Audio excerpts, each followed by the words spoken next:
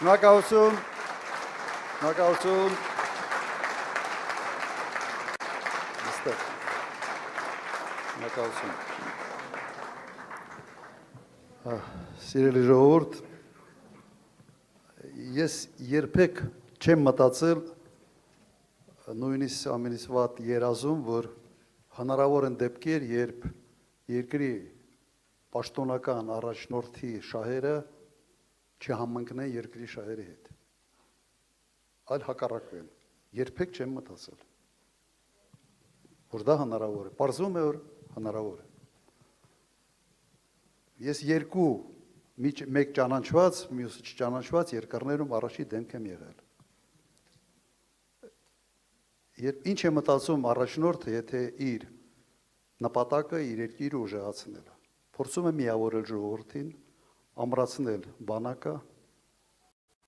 խորացնել հարաբերությունները հատկապես ռազմավարական գործընկերների հետ, փորձում է եւս նայել, թե ինչ կարգի ռեսուրսներ ինքը կարող է ներդնել սեփական երկիրը ուժեղացնելու համար։ Ինչ է արել այս իշխանությունը, ճիշտ հակառակը։ Սկսվեց նրանից, որ բաժանեցին ժողովուրդը սև ու սպիտակի,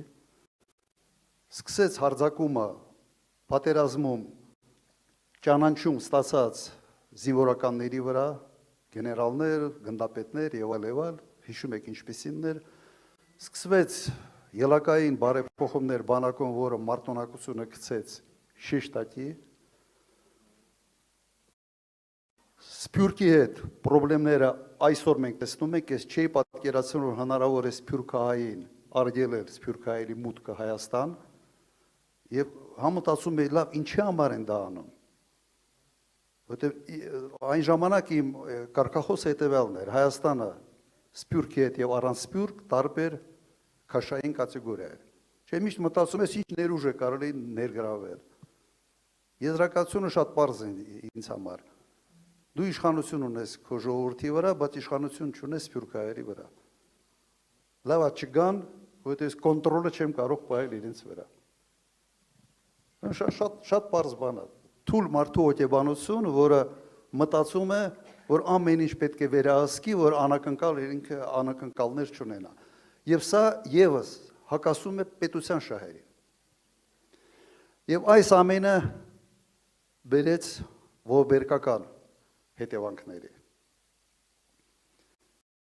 Եվ եւս մեկ շեշտադրում պետք է անեմ։ Արվում էր դա սա բավական հմուտ ձևով եւ խորամանկ ձևով։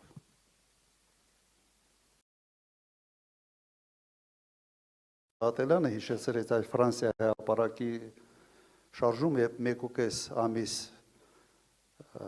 մեր падգամավորները գրեթե տուն չէին գնում, ինչից հետո դա սկսվեց։ Հիշում եք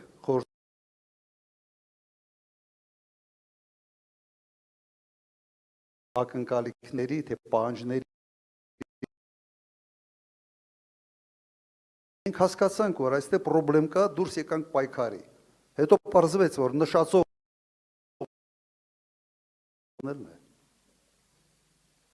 մենք զգուշացնում էինք։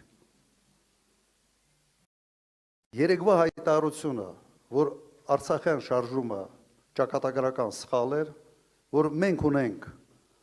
ադրբեջանական տարածք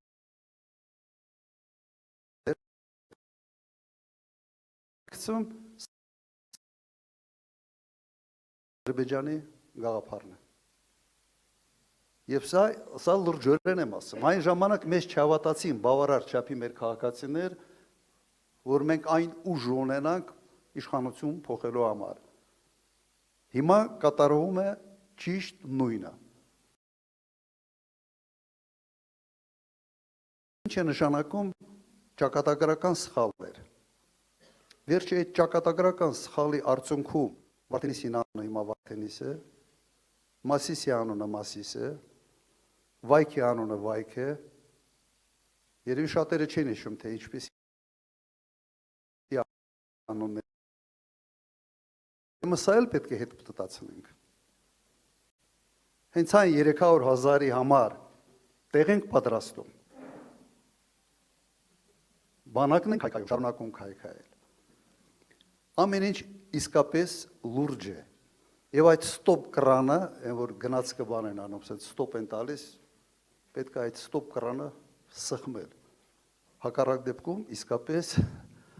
սիրելի ժողովուրդ մենք խնդիրներ ստեղ ունենալու ենք։ Եվս մեկ օրինակ ձեզ բերեմ այդ խորամանկության եւ ամբողջ հաշվարկը գիտեք ինչի վրա է, որ ժողովրդի հիշողությունը կարճ է, ինքը համոզված է որ կարճ է։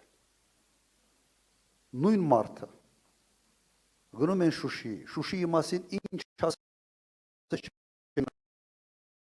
Շուշին մեր սիրտն է, նկարում է, սելֆիներ են անում, հիշում եք այդ երևի այդ կադրերը։ Մեկ տարի հետո պարզվում է որ Շուշին դժբախտ եւ դժգույն քաղաք է, նույն քաղաքը։ Մարդ ինչ երեսով կարող է 1 տարում, 1.5 տարում կամ 6 ամսում կարծիքը հակառակը։ Դա բարոյականությունից զուրկ միայն մարդն է կարող անել։ Բայց մենք ունենք այն ինչ ունենք։ Փաստացի ունենք ղեկավար, որը բոլոր իր քայլերով թույլատնում է Հայաստանի Հանրապետությունը մեկ նպատակով։ Աթոռը իրեն պիտի պահի, իսկ իր կարծիքով իր աթոռը պահելը ուղղակի կապված է Իլհամ Ալիևի վերաբերմունքից իր նկատմամբ։ Ես ուրիշ բացատրություն չգիտեմ, կամ ուղղակի կան ինչ որ այլ մոտիվներ, որոնց մասին մենք չգիտենք։ Հայրենասեր ղեկավարը, նվիրված իր ժողովրդին ղեկավարը այսպիսի քայլեր երբեք չի անում, չի կարող անել։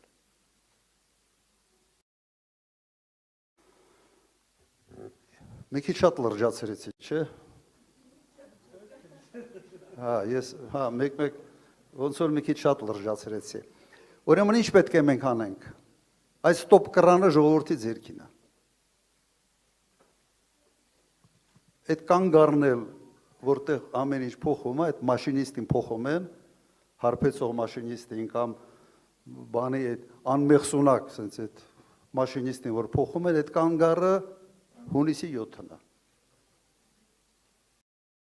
Հիմա այդ ստոպ կրանը, ասենք ժողովրդով միասին պետք է քաշենք, այդ ստոպը տանք, այդ մաշինիստին փոխենք եւ մեր քայլերը պետք է լինի ուղղված մեկ բանի։ Հզոր ուժեղ Հայաստան։ Այստեղ կա ոչ միայն տնտեսական ուժը, տնտեսականից մի քիչ ավելի ուշ կխոսամ ձեր նաև ձեր դարդերից, ինչքան որ լսել եմ, ելնող հանգամանքներ կշապենք, բայց հայրենասիրությունն է։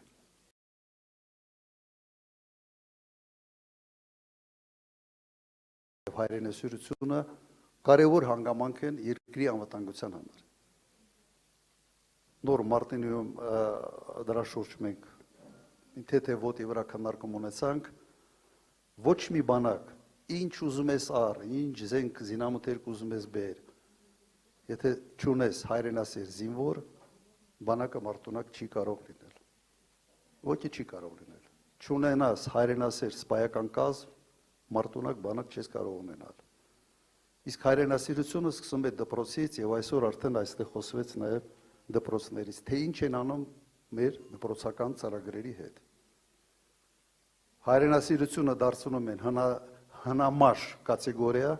որ դա կարևոր չի,